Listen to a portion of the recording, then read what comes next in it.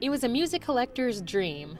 This is like the so-called kid in a candy store. Music enthusiast Eric Mooberry has been coming to this record show for the past 3 years. He says he always leaves with a bunch of new music he didn't even know he wanted. You'll find a lot of rare and interesting things down here that you would not find in a record store. Kevin Gronwald is also no stranger to the event. He found what he calls a treasure, a Duran Duran DVD to add to his collection. Well, Black Sabbath, AC/DC, and Metallica, that covers a couple of generations. He packed up the wife and kids Saturday morning, making the 1.5-hour trip from Macomb to get it. And actually, they even find stuff for me. They'll even go to the different tables, and if they see anything that's Duran on it, they'll say, "Dad, do you have this?" And so it's kind of cool.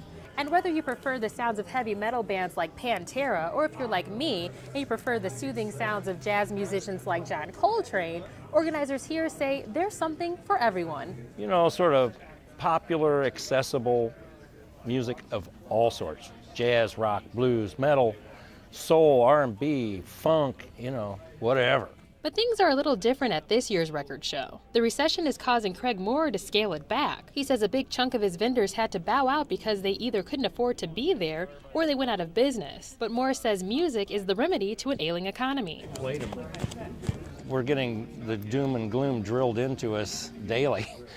And, but one thing doesn't change, and that is, the effect of your favorite song has on you. And those effects aren't just music to your ears. It's pretty easy on your pockets, too. Eric Mooberry walked away with 13 albums for just $40. You really can't beat the prices. Proving you can still get your music fix even when the economy is out of tune. In Peoria, Chastity Maxey, HY19 News.